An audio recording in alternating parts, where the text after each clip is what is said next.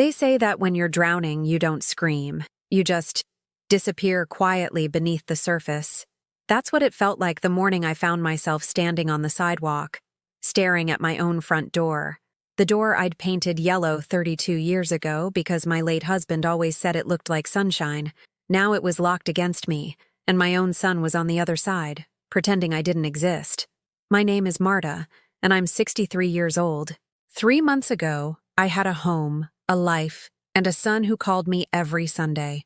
Today, I have nothing but this worn purse clutched in my arthritic hands and the bitter taste of betrayal on my tongue. They told everyone I have Alzheimer's. They said I'm confused, that I don't remember things properly. But let me tell you something. I remember everything, every single detail of how my own blood turned my love into his weapon. If you enjoy stories like this one, please subscribe to our channel. We're trying to reach 1,000 subscribers, and your support means everything. And comment below to tell us which city you're watching from. It started with small things. "Mom, did you forget to pay the electric bill?" Daniel would ask, holding up an overdue notice I was certain I'd handled weeks before. Or he'd find expired milk in my refrigerator and shake his head with that concerned expression that made my stomach twist with shame. "Your memory isn't what it used to be," he'd say gently, as if he were breaking tragic news to someone he loved. But I knew I'd paid that bill. I remembered writing the check, sealing the envelope, walking it to the mailbox on the corner where Mrs. Patterson always watered her roses. I could picture every detail, feel the rough texture of the envelope against my fingers. Yet there it was, another red notice, another piece of evidence that my mind was slipping away like sand through an hourglass. The doctor visits started shortly after. Daniel insisted on coming with me, sitting beside me in those sterile rooms while I answered questions designed to measure the decay of my thoughts. What year is it? Who's the president? Count backwards from 100 by sevens. Simple tests that I passed perfectly. Yet Daniel would lean forward afterward and whisper to the doctor about incidents at home, stories I didn't recognize, conversations I couldn't recall having. "She's getting confused about time," he'd say with the patient sadness of a devoted son. Yesterday she insisted it was 1987 and kept asking where my father was. When I reminded her he'd passed 15 years ago, she became agitated and accused me of lying. The doctor would nod knowingly and scribble notes while I sat there, stunned into silence by the complete fabrication of my supposed decline. I tried to defend myself, to explain that I never said those things, never had those confused moments. But my protests only seemed to confirm their suspicions. "Alzheimer's patients often don't recognize their own symptoms," the doctor explained kindly. "It's called anosognosia, the inability to perceive one's own condition." They had medical terms for my supposed ignorance of my failing mind, clinical explanations for why I couldn't see what they claimed was so obvious to everyone else. Daniel became my constant shadow after those appointments, arriving at my house with groceries I didn't need and concern I didn't deserve. He'd reorganize my kitchen cabinets to help me find things more easily and suggest we label the rooms so I wouldn't get lost in my own home. Each gesture of care felt like another brick in a wall being built around my independence, another step toward the moment when he could claim I was no longer capable of making decisions for myself. The house, my sanctuary, my lifetime of memories, became the center of his campaign. It was a modest 3-bedroom home in a quiet neighborhood where I'd raised him alone after his father's sudden heart attack. Every room held traces of our life together. The pencil marks on the kitchen doorframe where I'd measured his height each birthday. The living room where we'd watched countless movies on Friday nights. The garden where I'd taught him to plant tomatoes and told him stories about his father. I'd worked 2 jobs to keep that house, cleaning offices before dawn and stocking shelves at night, sacrificing sleep and social life and my own dreams to ensure he always had a stable home. The mortgage was paid off 5 years ago, a milestone I'd celebrated alone with a glass of wine and grateful tears. It represented security, independence, proof that a woman could survive tragedy and build something lasting for the people she loved. But security, I was learning, could become vulnerability when the wrong person held the key to your trust. "Mom, we need to talk about the house," Daniel said one evening in early March, settling into the chair where his father used to read the newspaper. His voice carried that careful tone people use when delivering bad news they want to seem gentle. With your condition getting worse, I'm worried about you living here alone. What if something happens? What if you forget to turn off the stove or lock the doors? I felt something cold settle in my chest. My condition? Daniel, I'm fine. I pay my bills. I cook my meals. I maintain this house better than most people half my age. There's nothing wrong with my memory. He pulled out a folder, thick, official-looking, the kind of documentation that transforms family conversations into legal proceedings. The doctors disagree, Mom, and frankly, so do I. Last week you called me at 2 a.m. asking why Dad wasn't home from work yet. You don't remember, do you? The lie hit me like a physical blow. I had never made that call, never had that conversation, never experienced the confusion he described. But his certainty was so complete, his concern so apparently genuine, that for a moment I wondered if I was losing my grip on reality. Could I be forgetting these episodes? Could my mind be betraying me in ways I wasn't aware of? I want to help you, he continued, opening the folder to reveal documents I couldn't quite see from where I sat. I want to make sure you're protected, that this house is safe for you and your future. But we need to be practical about what's coming. The papers he spread across my coffee table looked impossibly complex. Dense paragraphs of legal language that might as well have been written in a foreign tongue. Power of attorney forms, trust documents, something called a warranty deed that would transfer ownership of my house into Daniel's name for safekeeping and management purposes during periods of cognitive decline. It's just a precaution, he explained, his voice soothing and reasonable. Nothing will change day to day. You'll still live here, still have everything exactly as it is now. But if your Alzheimer's progresses, and the doctors say it will, at least we'll know the house is protected. At least I'll be able to take care of everything without having to go through courts and lawyers and all that bureaucratic nightmare. I stared at those documents, feeling the weight of 32 years of memories pressing down on my shoulders. This house wasn't just property. It was proof of my survival, evidence of my strength, the foundation upon which I'd rebuilt our lives after losing the man I'd expected to grow old beside. I don't have Alzheimer's, I said quietly, but my voice sounded small and uncertain even to my own ears. Daniel reached across and took my hand, his touch warm and familiar and completely terrifying. Mom, I love you more than anything in this world. I would never do anything to hurt you or take advantage of you. This is about protecting you, protecting what Dad left us. Trust me. Trust. Such a simple word, but it carried the weight of our entire relationship. This was my son, the baby I'd nursed through colic and sleepless nights, the toddler whose scraped knees I'd kissed better, the teenager whose broken heart I'd mended with ice cream and patience. He was the only family I had left, the person who was supposed to stand between me and a world that too often dismissed women my age as irrelevant and expendable. So I signed.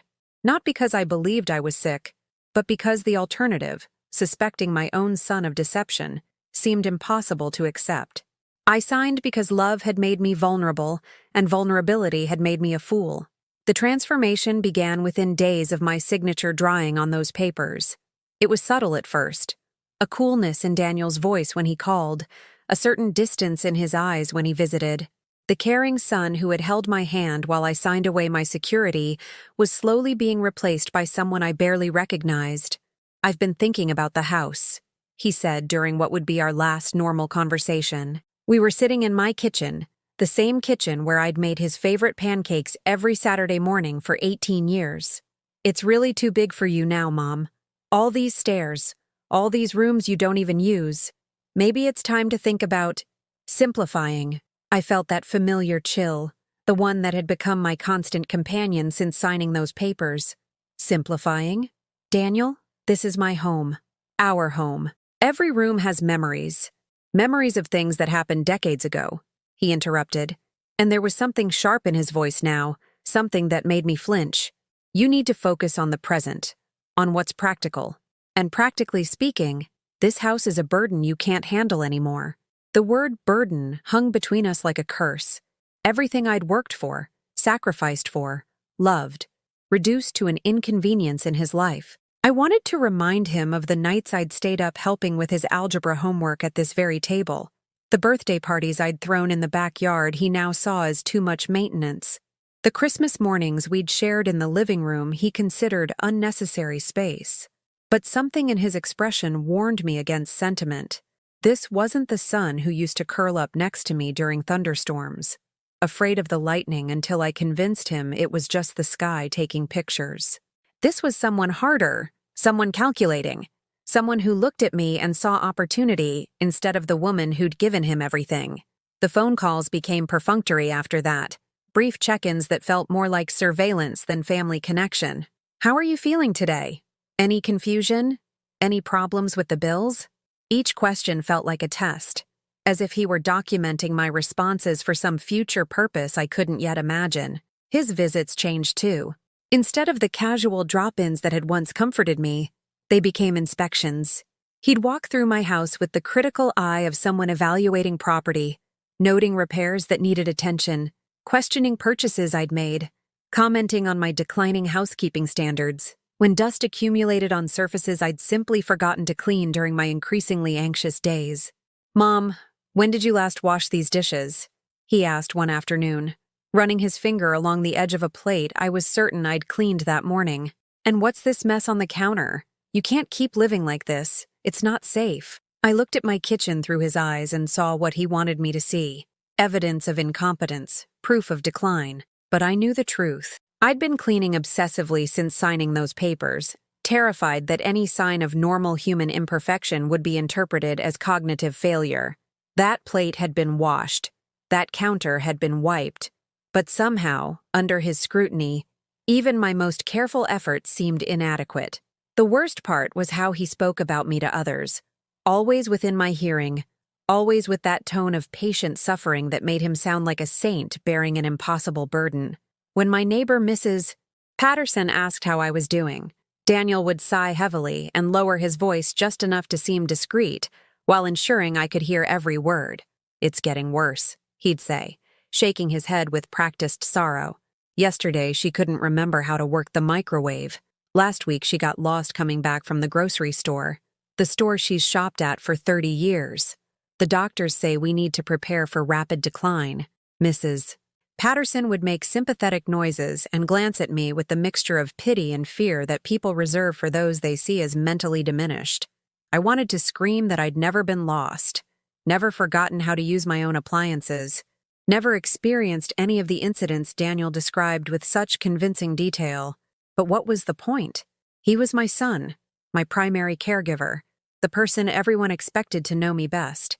His word carried the weight of authority, while mine carried only the desperate protests of someone allegedly losing her grip on reality. Friends began to distance themselves, not cruelly, but with the uncomfortable awkwardness of people who don't know how to interact with someone they've been told is mentally deteriorating. Conversations became stilted, full of the kind of carefully simple language people use with children and the cognitively impaired. They'd speak louder, as if volume could penetrate whatever fog they imagined clouded my thinking. "How are you today, Marta?" they'd ask with exaggerated cheer, enunciating each word with the precision of someone addressing a foreigner or invalid. "Are you staying warm enough? Are you eating well?" Simple questions that reduced me from peer to patient, from friend to responsibility. The book club I'd belonged to for 15 years politely suggested I might be more comfortable taking a break while I focused on my health. The volunteer position I'd held at the local food bank was gently transferred to someone else because they were concerned about putting too much pressure on me during this difficult time.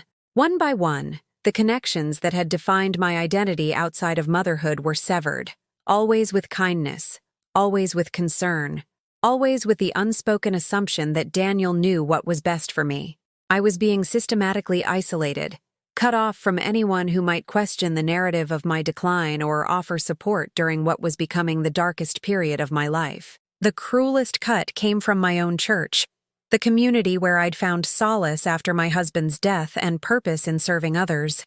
Reverend Williams, whom I'd known for over 2 decades, approached me after Sunday service with the gentle concern of someone delivering a terminal diagnosis.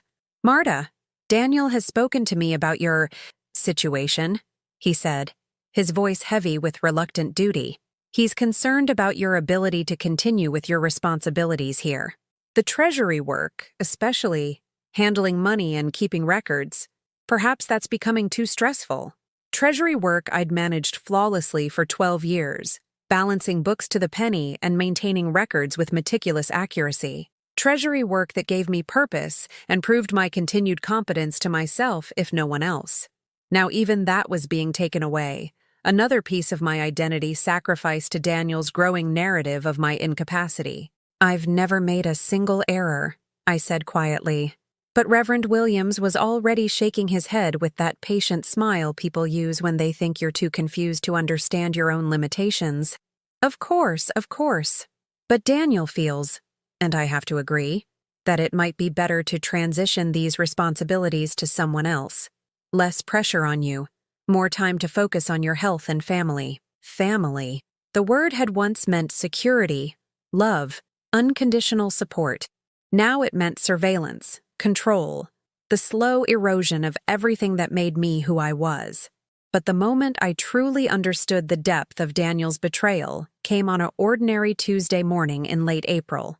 I was in my garden, tending to the tomato plants I'd started from seeds, a ritual that connected me to memories of teaching him to garden when he was small. I heard voices from inside the house and realized he was there with someone else, their conversation drifting through the open kitchen window. "She's declining faster than we expected," Daniel was saying, his voice carrying none of the gentle concern he showed me directly. "The doctors confirm it's definitely Alzheimer's, probably mid-stage by now. She can't be trusted with important decisions, can't manage her finances, can't really live independently anymore. And she signed everything over willingly?" The other voice was unfamiliar, professional, probably a lawyer or real estate agent. "Completely willingly. I have witnesses, documentation, medical records supporting the diagnosis. She understood she was protecting her assets from her own deteriorating condition. Very forward-thinking of her, really, while she still had moments of clarity." I dropped my gardening trowel, my hands shaking as the full scope of his deception crashed over me like a tidal wave. This wasn't about protecting me or the house. This was about transferring ownership while making it look like my own informed decision, creating a legal foundation that would be impossible to challenge later when I was completely dependent on his version of events. "When will you be ready to proceed with the sale?" the stranger asked. "Soon. Very soon. I just need to arrange alternative living situations for her, somewhere more appropriate for someone with her condition. Once that's settled, the house can go on the market.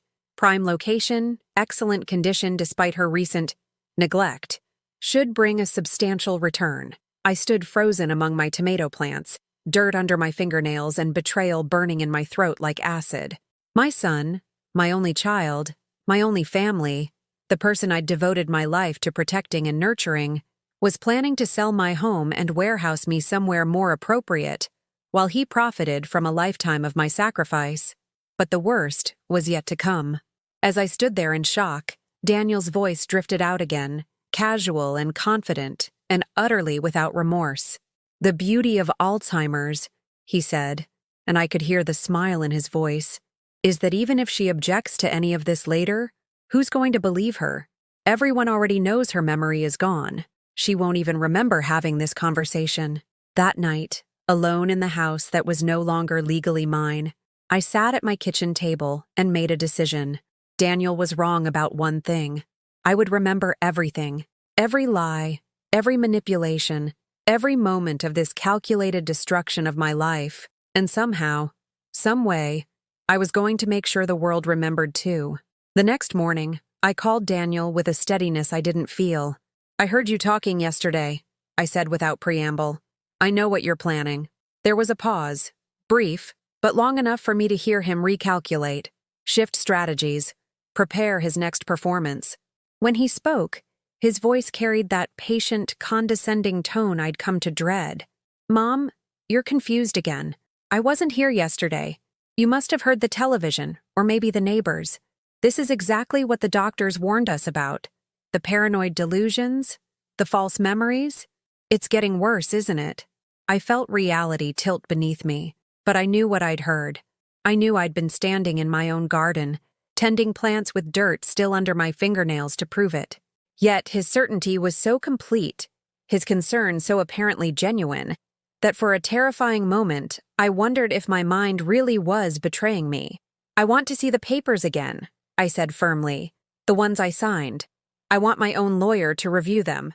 "Of course, Mom. Whatever makes you feel more secure." His agreement came too easily, too smoothly. "But remember, you've already forgotten having this conversation twice before. Each time the lawyer explained everything and you seemed satisfied. Maybe we should focus on finding you some help instead. Someone to assist with daily tasks, medication management, that sort of thing." Help. The word had become Daniel's favorite weapon, implying that any resistance to his plans was evidence of my deteriorating judgment. Every attempt to reclaim control over my life was reframed as confusion requiring his intervention. I tried calling my old friend Eleanor, whom I'd known since Daniel was in elementary school. Surely she would listen, would remember the sharp, capable woman I'd always been.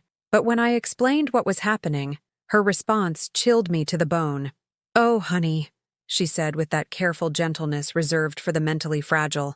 "Daniel told me you might start having these kinds of thoughts. He's been so worried about you, spending all his free time trying to arrange care. You're so lucky to have a son who loves you that much. Eleanor, please, you've known me for 30 years. Do I sound confused to you? Do I sound like someone with Alzheimer's? Sweetheart, that's exactly what makes this disease so cruel. People in the early stages often don't realize they're sick. But Daniel showed me the medical reports. It's all very clear, unfortunately. You need to trust him. He only wants what's best for you." Medical reports. Daniel was presenting documentation to my friends, building an unshakable foundation for his narrative while I remained completely unaware of what evidence he was manufacturing. How many people had seen these supposed reports? How many had been convinced of my incompetence before I even knew I was being accused of it? I demanded to see Dr. Morrison, not for another evaluation, but to understand exactly what was in my medical file. The receptionist was apologetic but firm. Patient records couldn't be released without written authorization from my designated healthcare proxy. When I asked who that was, she consulted her computer with practiced efficiency.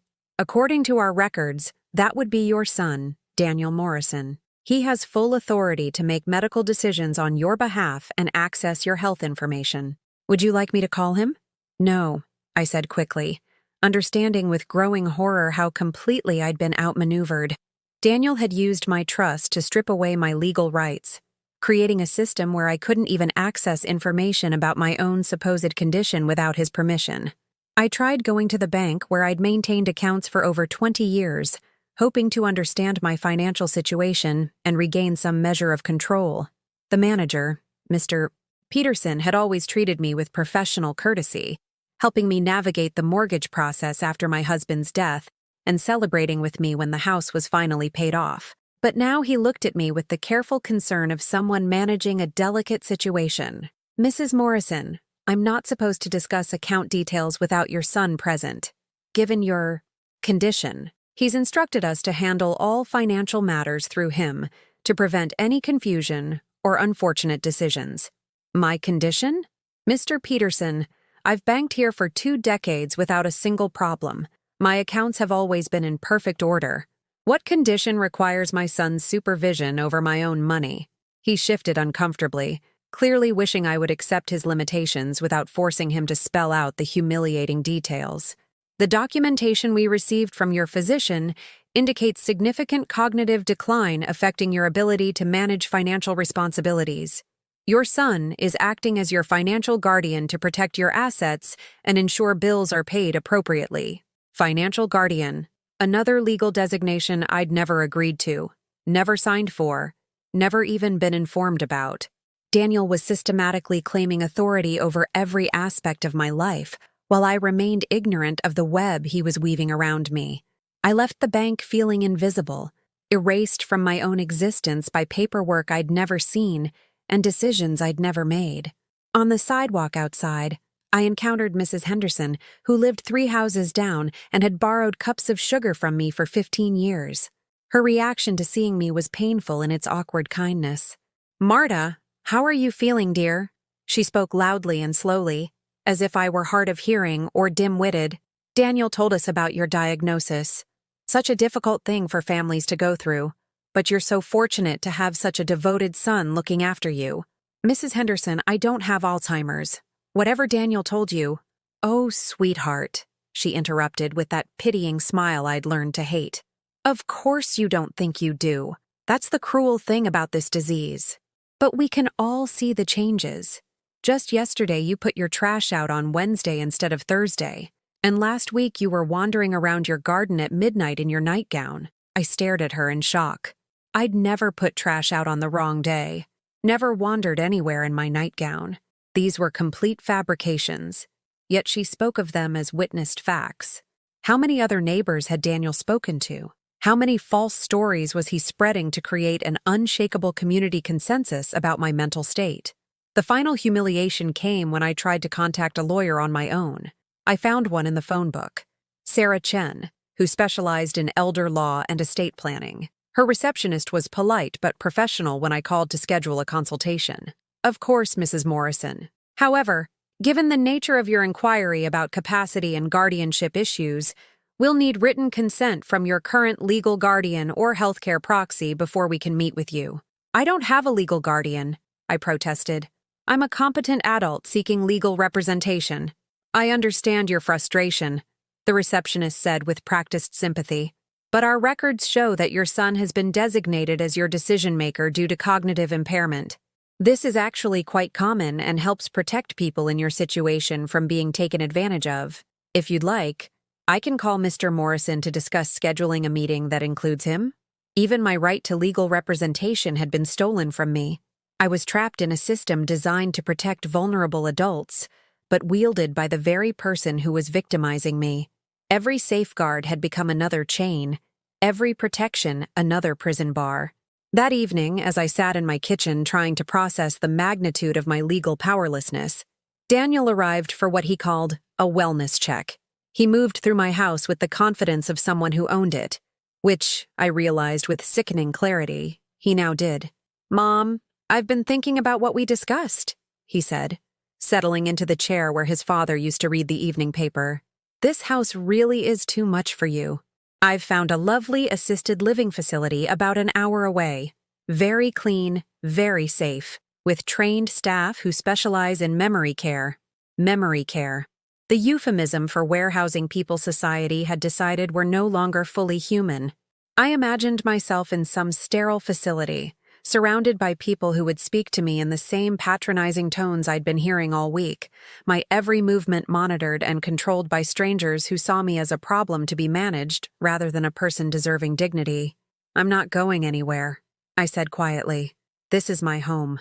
Daniel sighed with the theatrical patience of someone dealing with an unreasonable child. Mom, you don't really have a choice anymore. The house belongs to me now. For your own protection, remember. And frankly, you're not capable of living independently. The doctors have made that very clear. What doctors? I want to see these reports everyone keeps mentioning. I want to know exactly what lies you're telling about me. His expression hardened, showing me a glimpse of the cold calculation behind his concerned facade. Mom, this is exactly the kind of paranoid thinking that proves you need professional care. You're not thinking clearly. You're not remembering things correctly.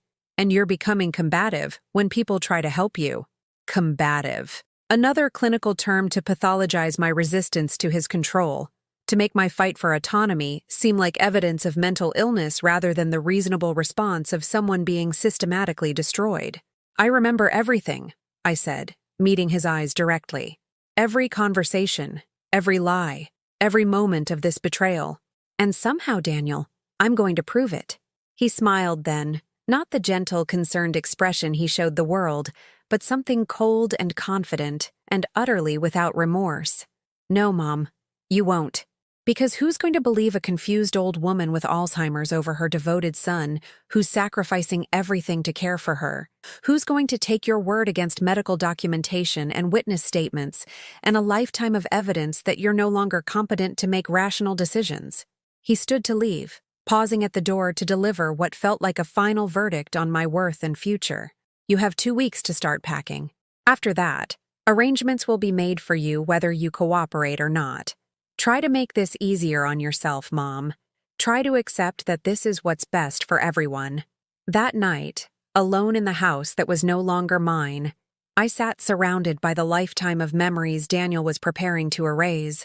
For the first time since this nightmare began, I cried, not just from grief or fear, but from a rage so pure and powerful it felt like it might consume me from the inside out. But somewhere in that darkness, something else began to grow. A determination forged from desperation, a clarity born from having nothing left to lose. Daniel had made one crucial mistake in his perfect plan. He'd underestimated the woman who'd raised him, who'd survived tragedy and poverty and the casual cruelties of a world that dismissed women like me as expendable. He thought my memory was failing, but I was about to show him exactly how much I remembered, and exactly what a woman with nothing left to lose could do when cornered by someone who'd forgotten the difference between love and ownership. The moving truck arrived on a Tuesday morning, 2 weeks to the day after Daniel's ultimatum. I watched from my bedroom window as strangers loaded my furniture. The dining set where we'd celebrated every birthday, the rocking chair where I'd nursed Daniel through childhood fevers, the hope chest my mother had given me as a wedding gift. Each piece disappeared into the truck like pieces of my soul being auctioned off. Daniel stood in the driveway directing the movers with the casual authority of someone disposing of inconvenient belongings. He'd chosen the most valuable items for himself, items he claimed had sentimental value, while everything else was destined for donation or disposal. My wedding china, gone. The photo albums documenting Daniel's childhood, packed away where I couldn't access them. Even my gardening tools, stained with decades of soil from plants I'd nurtured with love, were deemed unnecessary for facility living. I'd tried one last desperate appeal the night before. "Please," I'd begged him, sitting at the kitchen table where I'd helped him with homework, nursed him through heartbreaks, celebrated his achievements. "Don't do this. I'm your mother. I raised you, sacrificed everything for you. This house is all I have left of the life your father and I built." His response was delivered with clinical detachment, as if he were explaining a medical procedure to an uncooperative patient. "Mom, you need professional care. The facility has trained staff, structured activities, medication management. You'll be safer there than here, pretending you can still live independently while your mind deteriorates." "My mind isn't deteriorating." The words came out as a desperate shriek, and I saw him make a mental note of my emotional instability to add to whatever file he was building against me. "This is exactly what I mean," he said calmly. "The agitation, the paranoid thoughts, the inability to accept help. The doctors warned me this stage would be difficult." That night, I walked through each room of my house, touching walls that held memories, standing in doorways where ghosts of happier times seemed to linger. In Daniel's old bedroom, I found one photo they'd missed, a picture of him at age 7, gap-toothed and grinning, wearing the Superman costume I'd sewn by hand because we couldn't afford the store-bought version. He'd told everyone his mom made him the best costume ever, and wore it until it fell apart from use. I stared at that innocent face and wondered when the boy who'd believed his mother could work miracles had become the man who saw her as an obstacle to be removed. When had love transformed into calculation, gratitude into exploitation? The morning of my forced departure, Mrs. Patterson came to say goodbye. She stood awkwardly on my porch, holding a casserole dish with the kind of covered meal people bring during times of loss. "I'll miss having you as a neighbor, Marta," she said, but her eyes couldn't meet mine. "Daniel says the new place will be perfect for your needs." I wanted to scream that my only need was to remain in my home, surrounded by the life I'd built with dignity and tact. Instead, I managed a weak smile. "Take care of my roses, will you? The yellow ones by the fence. They need water twice a week in summer." She nodded quickly, relieved to discuss something practical instead of the tragedy unfolding before her eyes. "Of course. Daniel asked me to keep an eye on the property until it sells." Until it sells. The casual mention of my home's fate, spoken as if my opinion was irrelevant, as if I'd already ceased to exist as anything more than a problem solved and profits counted. The assisted living facility was exactly what I'd imagined. Sterile corridors that smelled of industrial disinfectant, cheerful artwork that couldn't disguise the institutional atmosphere, staff members who spoke to residents with the forced enthusiasm reserved for children and the mentally incompetent. Mrs. Morrison! The intake coordinator, a woman named Janet with aggressively styled hair and a smile that never reached her eyes, greeted me like I was a beloved family member returning from vacation. "Welcome to Sunrise Manor. We're so excited to have you join our family." Family. Another word that had been poisoned by recent experience, twisted from its meaning of love and protection into something clinical and controlling. My room was small. A bed, a dresser, one chair, and a window overlooking the parking lot where Daniel's car sat running while he signed final paperwork. He couldn't wait to leave, couldn't get away fast enough from the mother he'd successfully disposed of. I watched him drive away without looking back, and something inside me finally broke completely. The routine at Sunrise Manor was designed for people who no longer had agency over their own lives. Meals at prescribed times, activities scheduled for our supposed benefit, medications dispensed whether we understood what they were or not. The staff spoke to me in the same patronizing tone I'd grown to hate.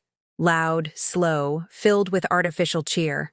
"Time for your pills, sweetie," they'd announce, standing over me with a small paper cup filled with medication I'd never been prescribed by any doctor I'd actually seen. When I asked what they were for, the response was always the same. "Doctor, Martinez ordered them to help with your anxiety and confusion. Your son wants to make sure you're comfortable." Comfortable. Drugged into compliance was more accurate. The pills made everything fuzzy around the edges, made it harder to focus, harder to remember the details that proved my mind was still sharp. I began palming them, pretending to swallow while secretly disposing of them later. But the staff watched carefully, and my brief rebellion was quickly discovered. "Now, Mrs. Morrison," Janet said during one of our mandatory weekly check-ins, "the nurses tell me you're not taking your medications. This is very concerning behavior. We'll need to inform your son if you continue to resist treatment." Treatment. They were treating me for a condition I didn't have with medications I'd never consented to, all authorized by a son who'd systematically destroyed my life while convincing everyone he was saving it. The other residents were mostly kind people trapped in various stages of genuine decline. Some wandered the halls looking for rooms that existed only in memory.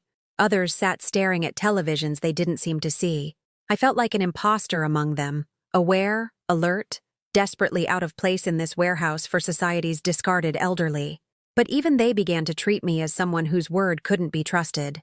When I tried to explain my situation to Rose, an elderly woman who'd been a teacher before her retirement, she patted my hand with gentle condescension. "Oh dear, we all feel that way at first." I insisted I didn't belong here either. "But the staff knows best, and your family wouldn't have brought you here if it wasn't necessary." My family. One son who'd traded 32 years of my love for real estate profits and his own convenience. But to everyone else, Daniel was the devoted child making difficult decisions for an ungrateful mother who couldn't understand her own best interests.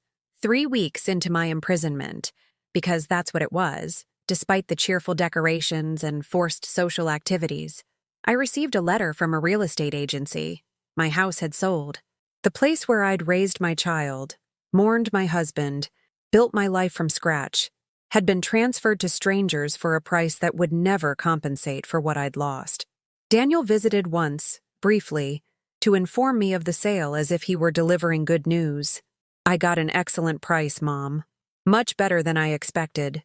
This will ensure you have plenty of money for continued care." Continued care. An indefinite sentence in this place where my identity was being slowly erased by routine and medication, and the constant assumption that I was too confused to understand my own reality. "I want to go home," I said quietly. "This is your home now, Mom. The other place was just too much for you to handle. Here, you're safe. You're cared for. Everything is taken care of." I looked at my son, this stranger who wore Daniel's face but spoke with a voice I no longer recognized, and realized that I'd lost more than my house, my freedom, my dignity. I'd lost the most precious thing a mother has, the love of her child.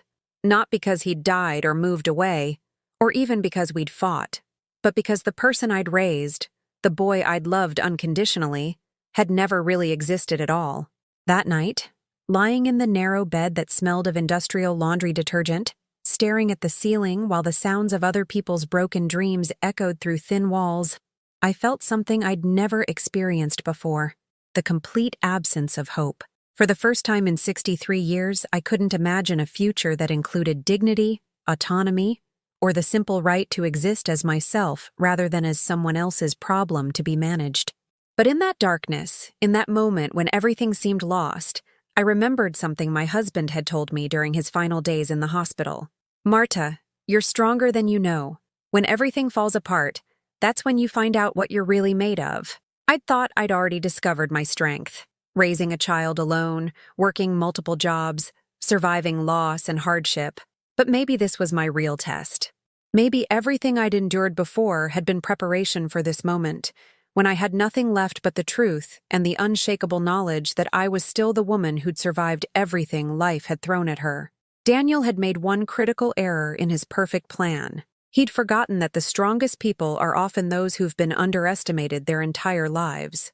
And I still had something he didn't know about. Something that could change everything. It was the notebook that changed everything. Hidden in the bottom of my purse, the one possession Daniel hadn't thought to confiscate, was a small journal I'd carried for 30 years. My husband had given it to me after his diagnosis, when we knew our time was running short. "Write down the important things," he'd said, his voice already weakened by the cancer that would take him 6 months later.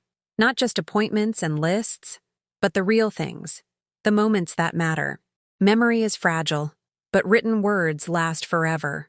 I'd filled dozens of these notebooks over the years, recording conversations, observations, the small details that make life meaningful. But this one was different. This one had become my evidence. For weeks before Daniel's betrayal, I'd felt something was wrong. Call it intuition, call it survival instinct, but I'd started writing down every interaction with him.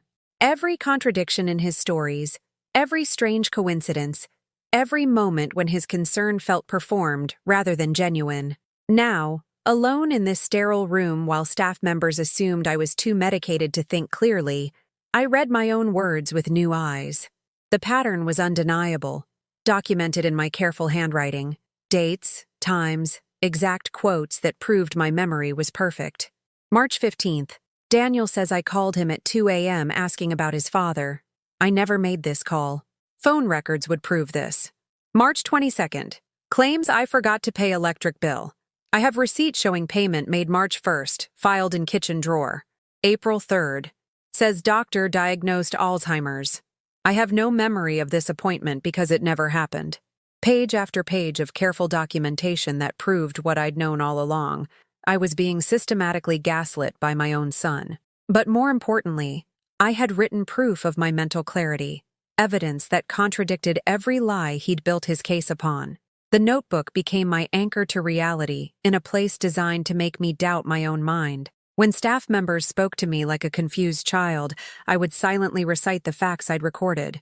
When other residents treated me as mentally impaired, I would remember the precise details of conversations, the exact dates of events, the clear progression of Daniel's deception. But writing down the truth wasn't enough. I needed someone who would listen, someone who could act on what I knew.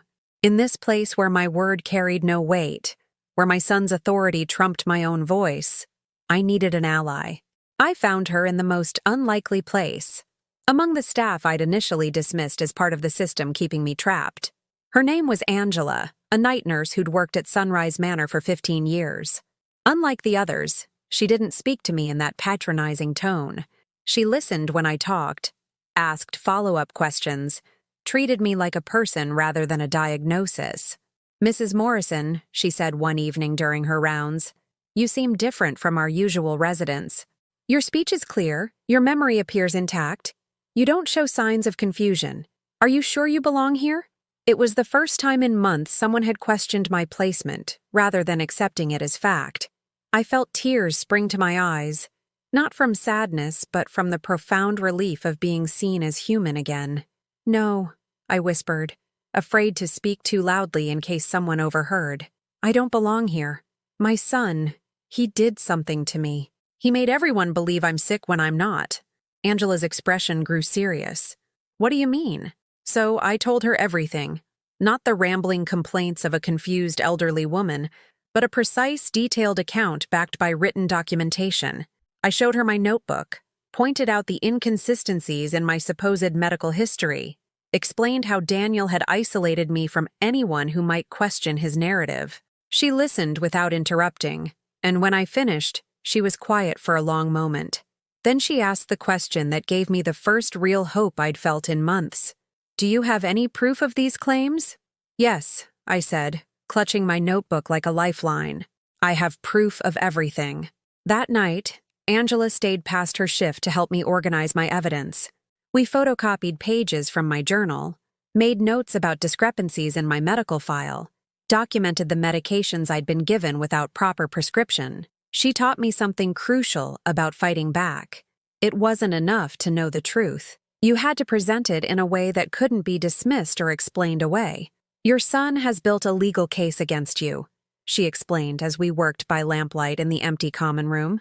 "To fight back, you need to build a better case for yourself. Document everything from now on. Every conversation, every medication, every interaction. Make them prove their claims instead of forcing you to disprove them." Angela also gave me something I hadn't expected: information about resources I didn't know existed. Adult Protective Services had investigators trained to spot elder abuse, including financial exploitation by family members. There were lawyers who specialized in cases exactly like mine, advocates who understood how the system could be manipulated to harm the very people it was supposed to protect.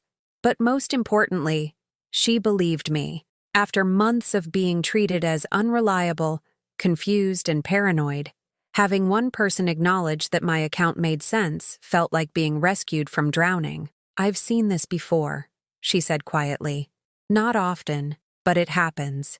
Adult children who see aging parents as inconvenient, expensive obstacles to inheritance. They use the system's good intentions against people who deserve better." Over the following weeks, I transformed from passive victim to methodical investigator. I documented every aspect of my daily routine, proving my mental competency through detailed observations and accurate recall. I requested copies of all medications I'd been given and researched their uses, discovering that several were inappropriate for someone without the psychiatric conditions they were meant to treat. Most importantly, I began to remember who I'd been before Daniel's campaign destroyed my confidence. I was the woman who'd balanced budgets to the penny for 20 years, who'd managed a household and held down jobs and raised a child as a single mother. I was competent, intelligent, resilient, everything Daniel needed people to forget about me. But I wasn't planning a confrontation. I was planning something much more powerful: quiet, systematic proof that would speak louder than any emotional outburst. Angela had taught me that the truth doesn't need to shout to be heard.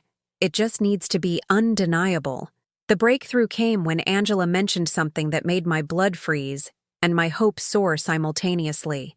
"Your intake paperwork is unusual," she said during one of our late-night planning sessions. "Usually, family members bring medical records, physician referrals, proper documentation. Your file is missing a lot of standard requirements." Missing documentation. The foundation of Daniel's case might not be as solid as I'd assumed. If his medical claims couldn't be verified, if the legal papers weren't properly executed, if there were gaps in the evidence everyone had accepted without question. For the first time since this nightmare began, I felt like I was playing offense rather than defense. Daniel had counted on my compliance, my shame, my isolation. He'd never imagined that the confused old woman he'd dismissed might still have the intelligence and determination that had carried her through decades of challenges. I looked at my reflection in the small mirror above my dresser and saw someone I'd almost forgotten. Not a victim, but a survivor. Not a confused patient, but a woman who'd been underestimated her entire life and had always proven her doubters wrong. Daniel thought he'd won completely, but I was about to remind him that the woman who'd raised him, who'd survived poverty and loss and every challenge life had thrown at her, wasn't as easy to defeat as he'd assumed. The war wasn't over. It was just beginning, and I had weapons he'd never suspected I possessed. 3 months into my imprisonment at Sunrise Manor, I had transformed from broken victim into patient strategist. My notebook had grown thick with evidence, and Angela had helped me contact someone who would change everything: retired social worker Margaret Santos. Margaret was 72 herself, a woman who understood exactly what it meant to be dismissed because of age. She'd spent 40 years protecting vulnerable adults and had seen every variation of family exploitation imaginable. When she arrived for our first meeting, I was ready. "Mrs. Morrison," she said, settling into the uncomfortable visitor's chair with the ease of someone accustomed to institutional settings, "Angela tells me you have quite a story." I didn't waste time with emotional appeals or desperate pleas. Instead, I opened my notebook and began presenting my case like the competent woman I'd always been.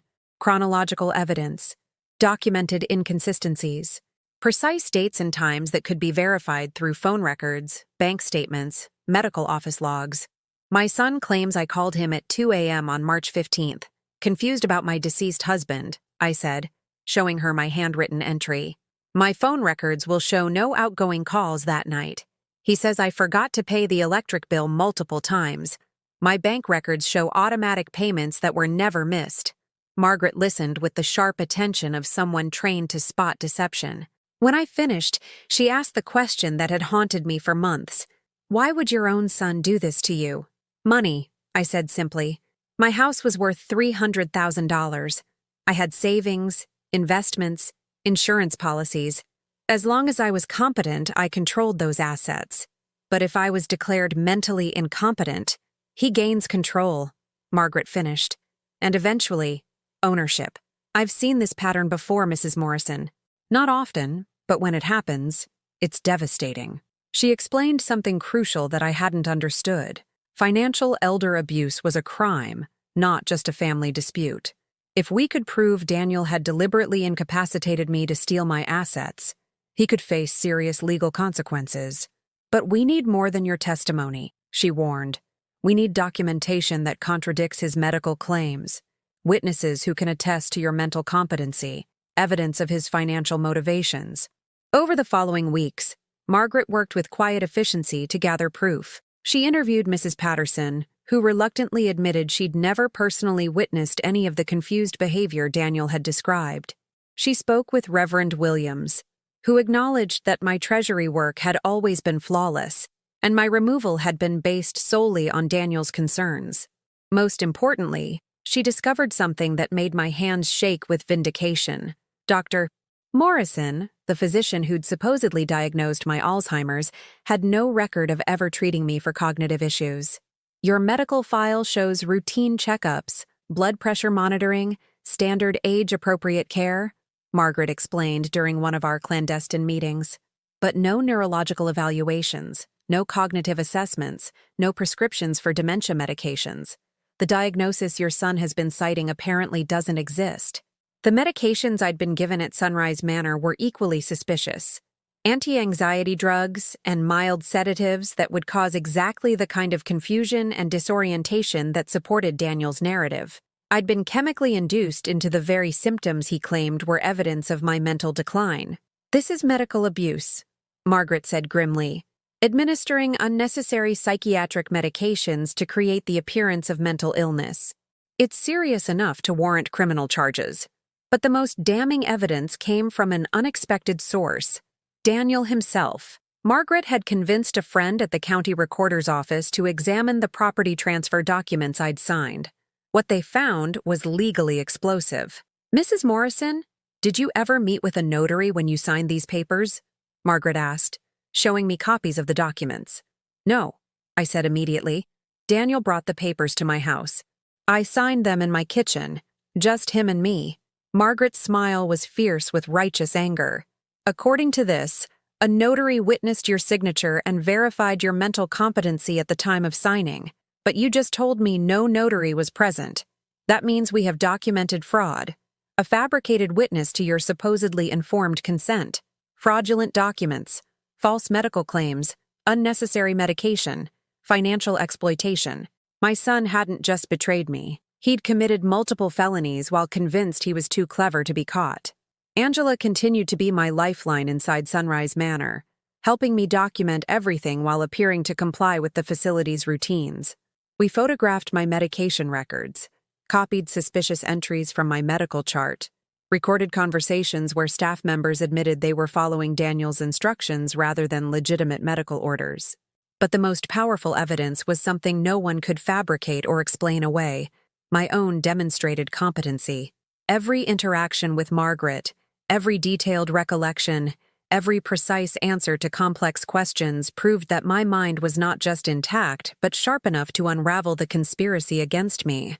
"You understand," Margaret warned me, "that when we move forward with this, there's no going back. Your son will face criminal charges. Your relationship, whatever's left of it, will be permanently destroyed." I thought about the boy in the Superman costume I'd sewn by hand, the child who'd once believed his mother could work miracles. Then I thought about the man who'd locked me out of my own home and told people my memory was gone while I stood listening to every word. "He destroyed our relationship when he chose greed over love," I said quietly. "Now I'm choosing justice over family loyalty." Margaret nodded with the understanding of someone who'd seen too many families torn apart by exploitation. "Then we move forward. I've already contacted Adult Protective Services and the District Attorney's Office. We'll need to get you out of this facility first. You can't fight from a position where you're treated as incompetent." The plan was elegant in its simplicity. Margaret would petition the court for an emergency guardianship evaluation, presenting evidence of my competency and documenting the abuse. A court-appointed psychiatrist would assess my mental state independently, without Daniel's influence or fabricated medical history. "When they see you as you really are," Margaret assured me, "not through the filter of your son's lies, this case will collapse. The truth has a way of being undeniable when it's presented properly." But I wanted more than just my freedom. I wanted Daniel to face consequences for what he'd done, not just to me, but to the system designed to protect vulnerable adults. He'd turned safeguards into weapons, used good intentions to commit evil acts. "Will he go to prison?" I asked, surprised by how calm I felt at the prospect of my own son behind bars. "If we can prove everything we suspect," Margaret said, "he'll face charges for fraud, elder abuse, theft, and possibly racketeering if this wasn't his first victim. The penalties are severe, Mrs. Morrison. He could spend years in prison. Years in prison. The boy I'd raised, whose fevered forehead I'd cooled, whose broken heart I'd mended, facing the consequences of treating his mother as disposable property. I should have felt grief, regret, maternal anguish. Instead, I felt something I hadn't experienced in months. Peace. Not the peace of forgiveness, but the peace of knowing justice was finally within reach. That night, as I lay in the narrow bed that had become my prison, I wasn't thinking about revenge or punishment. I was thinking about other elderly people who might be suffering the same betrayal, trapped by children who saw them as obstacles rather than people deserving dignity and respect. My fight had become bigger than just reclaiming my own life. It had become about proving that age doesn't make us disposable, that love should never be weaponized against the people who gave us everything. Tomorrow, the real battle would begin. But tonight, for the first time in months, I slept peacefully, knowing I was no longer the confused victim Daniel had tried to create. I was Marta Morrison, and I was about to remind the world exactly what that meant. The courtroom wasn't what I expected. I'd imagined something grand and intimidating, like scenes from television dramas. Instead, it was a modest room with fluorescent lighting and worn carpet, where the most important battle of my life would unfold in quiet, methodical proceedings. I sat beside Margaret and the court-appointed attorney who'd taken my case pro bono, my hands folded over the notebook that had become my weapon against Daniel's lies. Across the aisle, my son sat with his expensive lawyer, looking confident and slightly annoyed, as if this proceeding was an inconvenient formality before resuming his profitable dismantling of my life. He hadn't looked at me once since entering the courtroom. Judge Patricia Hernandez was a woman in her 50s with steel-gray hair and the no-nonsense demeanor of someone who'd seen every form of human deception. She reviewed the case files with careful attention while we waited in tense silence. "This is a petition for emergency guardianship review," she began, "filed on behalf of Martha Morrison, currently residing at Sunrise Manor under what appears to be questionable circumstances. Mr. Morrison, you're claiming your mother suffers from Alzheimer's disease and requires institutional care. Mrs. Morrison disputes this diagnosis and alleges fraudulent manipulation of legal documents. Daniel's lawyer stood smoothly. Your Honor, my client acted in good faith to protect his mother during a tragic decline in her mental faculties. We have medical documentation supporting the Alzheimer's diagnosis and witnesses to her increasingly erratic behavior. Present your evidence, Judge Hernandez said. What followed was a masterclass in deception unraveling under scrutiny. Daniel's lawyer produced documents I'd never seen, medical reports from appointments I'd never attended, witness statements describing behavior I'd never exhibited. But Margaret had done her homework. Your Honor, she said, when given the opportunity to respond, we've investigated these claims extensively. The medical records show Dr. Morrison treated Mrs. Morrison for routine age-related issues, blood pressure, cholesterol management, but contains no neurological evaluations or cognitive assessments. The supposed Alzheimer's diagnosis appears nowhere in legitimate medical documentation. She presented copies of my actual medical records, highlighting the complete absence of any dementia-related treatment or prescription. Daniel's confident expression began to waver as his foundation crumbled piece by documented piece. Furthermore, Margaret continued, the notarized property transfer documents claim a witness verified Mrs. Morrison's mental competency during signing.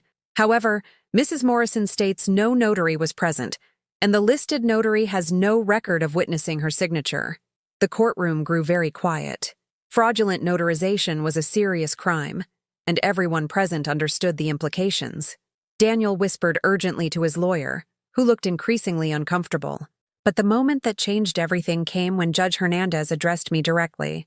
Mrs. Morrison, I'd like to hear from you personally. Can you tell me in your own words what happened to bring you here today?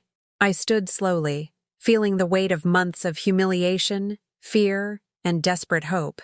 When I spoke, my voice was steady and clear, not the confused rambling of someone with dementia, but the precise testimony of a woman who remembered everything. Your Honor, my son systematically destroyed my life to steal my property. He convinced everyone I had Alzheimer's while manufacturing evidence of confusion that never existed. He isolated me from friends, family, medical care, and legal representation. He had me forcibly medicated to create the symptoms he claimed proved my incompetence. I opened my notebook, the same one that had anchored me to reality during my darkest hours. I documented everything, Your Honor. Every lie, every contradiction, every moment of this calculated betrayal. My memory isn't failing. It's precise enough to destroy every false claim he's made. For the next 20 minutes, I presented my case with the clarity of someone who'd spent months preparing for this moment. I recited dates, quoted conversations verbatim, provided details that could be verified through phone records, bank statements, and witness testimony. The transformation in the courtroom was palpable. Daniel's lawyer stopped objecting. The court reporter looked up from her machine with obvious surprise. Judge Hernandez leaned forward, listening with the intense attention of someone recognizing a profound injustice. When I finished, the silence stretched for long moments. Then Judge Hernandez spoke, and her voice carried barely controlled anger. Mr. Morrison, your mother has just demonstrated mental acuity that would be impressive in someone half her age. Her testimony is detailed, consistent, and verifiable. Yet you've had her institutionalized and medicated for a condition she clearly doesn't have. Daniel finally looked at me then, and what I saw in his eyes wasn't love or regret or even shame. It was cold calculation, the look of someone whose only concern was avoiding consequences for being caught. Your Honor, his lawyer said desperately, my client acted on medical advice. Medical advice from doctors who apparently never diagnosed the condition he claims they treated. Judge Hernandez interrupted. I'm ordering an immediate independent psychiatric evaluation of Mrs. Morrison by a court-appointed specialist. I'm also ordering a full investigation of the property transfers, financial transactions, and medical claims in this case. She turned to Daniel with the kind of judicial authority that could change lives with a few words. Mr. Morrison, you are hereby prohibited from making any medical, financial, or legal decisions on your mother's behalf, pending the outcome of these investigations. Mrs. Morrison is to be released immediately from institutional care and provided with temporary independent living arrangements. The gavel came down like thunder, and just like that, my prison sentence was over. But Judge Hernandez wasn't finished. Furthermore, I'm referring this case to the District Attorney's Office for investigation of possible criminal charges including elder abuse, fraud, and theft. Mr. Morrison, I suggest you retain criminal counsel, because this court has serious concerns about your conduct. Daniel's face went white. For months, he'd been the concerned son making difficult decisions for an incompetent mother. Now he was a potential criminal facing serious felony charges. And the transformation happened in the span of a single hearing. As court officers escorted me out, I heard him speaking urgently to his lawyer. His voice no longer smooth and controlled, but desperate and frightened. The man who'd convinced everyone I was losing my memory was about to discover what it felt like when your carefully constructed lies were stripped away by the truth. Outside the courthouse, Margaret hugged me with fierce pride. You were magnificent in there, Marta. Absolutely magnificent. That judge saw exactly who you really are. Not the confused victim Daniel tried to create, but the sharp, determined woman who refused to be destroyed. I breathed free air for the first time in months, standing on courthouse steps in the sunshine while my son remained inside, probably learning that his stolen house would be held in legal limbo while investigators determined the full extent of his crimes. What happens now? I asked. Now you reclaim your life, Margaret said. And Daniel faces the consequences of treating his mother like disposable property. The state doesn't take kindly to people who abuse the system designed to protect vulnerable adults. As we walked away from the courthouse, I thought about the notebook in my purse, filled with evidence that had just destroyed my son's perfect crime. He'd counted on my silence, my shame, my supposed confusion. He'd forgotten that the woman who raised him had survived everything life could throw at her. And he'd never imagined that his greatest victim would become his most dangerous enemy. The war wasn't over yet. But today, justice had finally found its voice. 6 months later, I stood in the kitchen of my home, making coffee in the same pot I'd used for 30 years. The yellow front door gleamed with fresh paint, and my garden showed the careful attention of someone who'd reclaimed not just property, but purpose. The court-appointed psychiatric evaluation had taken less than 2 hours. Dr. Sarah Chen, a neuropsychologist with 20 years of experience, concluded that I showed no signs of cognitive impairment whatsoever. Her report, filed with the court, described me as mentally acute, emotionally stable, and fully capable of independent living and financial management. Daniel's house of lies had collapsed completely. The criminal trial lasted 3 weeks. I testified again, this time as the victim in a case that made headlines. Son defrauds mother of $300,000 in elaborate elder abuse scheme.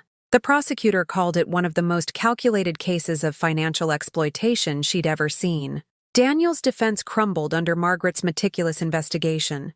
The fraudulent medical records, the fake notarization, the unnecessary medications, every piece of his deception was exposed in clinical detail. His former friends testified that he'd spoken about his mother as a burden and her house as wasted equity long before claiming she was mentally ill. The jury deliberated for less than 4 hours. Daniel was sentenced to 5 years in prison for elder abuse, fraud, and theft. As the judge read his sentence, I felt something I hadn't expected. Not satisfaction or revenge, but profound sadness for the boy I'd raised who'd grown into a man capable of such calculated cruelty. But alongside that sadness was something stronger: peace. Justice hadn't been about punishment. It had been about proving that my life, my dignity, my worth as a human being couldn't be stolen by someone who saw me as disposable. The house sale was reversed, my assets restored, my reputation cleared. But more importantly, my case had exposed flaws in the system that protected other vulnerable adults. New oversight requirements for guardianship proceedings, mandatory verification of medical claims, stricter monitoring of elder care facilities, changes that would prevent other families from experiencing what I'd endured. Margaret visited often, always bringing news of other cases where my story had made a difference. "You've become a symbol," she told me over tea in my restored living room. "Proof that age doesn't make us helpless, that we can fight back against those who underestimate us." Mrs. Patterson knocked on my door one afternoon, carrying fresh-baked cookies and an apology that had taken months to build courage for. "I'm so sorry, Marta," she said, tears in her eyes. "I should have questioned what Daniel told us. I should have trusted what I knew about you rather than accepting someone else's word." "You couldn't have known," I assured her, though part of me still ached remembering how quickly friends had accepted my supposed decline. Daniel was very convincing. That was part of his skill. Eleanor came by, too, bringing flowers and deep shame for how she'd dismissed my pleas for help. "I failed you as a friend," she said simply. "I chose the easy explanation over the difficult questions I should have asked. I forgave them both, because holding on to anger would have made me as bitter as the person who'd betrayed me. But I also learned something valuable about the fragility of relationships when they're tested by crisis. The money Daniel had stolen was returned with interest, but I didn't need it for my own comfort. Instead, I established a foundation to help other elderly victims of family financial abuse, providing legal assistance, advocacy services, and most importantly, someone who would listen and believe when they said something was wrong. Angela left Sunrise Manor to work full-time for the foundation. "You showed me that believing someone's story can literally save their life," she said during our first staff meeting. "I want to make sure no one else has to fight this battle alone." My notebook, the simple journal that had become the weapon that destroyed Daniel's deception, was displayed in the foundation's office as a reminder that documentation, truth, and persistence could overcome even the most sophisticated lies. On quiet evenings, I sat in my garden among the tomatoes I'd replanted, thinking about the journey from victim to survivor to advocate. Daniel had tried to erase me, to reduce me to a problem solved and an asset liquidated. Instead, he'd awakened something I hadn't known I still possessed: the fierce determination to fight for what was right, not just for myself, but for everyone society too easily dismissed. I received a letter from him in prison, a single page that attempted to explain his actions as financial planning and protecting family assets. No apology, no acknowledgement of the pain he'd caused, no recognition that he'd treated his mother as property rather than a person deserving dignity. I threw the letter away without finishing it. Some wounds aren't meant to be healed by the people who inflicted them. Instead, I focused on the future I'd reclaimed. At 64, I was healthier and more purposeful than I'd been in years. I had work that mattered, relationships built on mutual respect rather than manipulation, and the unshakable knowledge that I'd faced the worst betrayal imaginable and emerged stronger. The foundation grew, helping dozens of victims recover from family financial abuse. Each case reminded me that what I'd experienced wasn't unique, but my successful fight back was.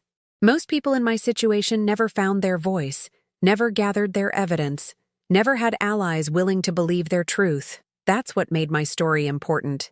Not the betrayal, which happened to vulnerable people every day, but the refusal to accept defeat when everyone expected quiet compliance. I learned something profound about aging in a society that often treats older adults as burdens rather than resources. Our voices matter. Our experiences have value. Our rights don't diminish because our hair turns gray or our bodies show the wear of decades lived fully. Daniel had counted on my silence, my shame, my acceptance of society's expectation that I should gracefully fade into managed irrelevance. He'd forgotten that the woman who raised him had spent a lifetime refusing to accept limitations others tried to impose on her. Standing in my restored kitchen, surrounded by the life I'd fought to reclaim, I realized that Daniel had given me an unexpected gift. In trying to destroy me, he'd forced me to discover reserves of strength I never knew I possessed. In attempting to silence me, he'd taught me to use my voice more powerfully than ever before. I was Marta Morrison. I was a survivor, an advocate, and proof that it's never too late to fight for your dignity. And I remembered everything, not just the betrayal, but the victory that followed when one woman refused to disappear quietly. Some stories end with forgiveness. Mine ended with something better: the absolute certainty that I had reclaimed not just my home, but myself.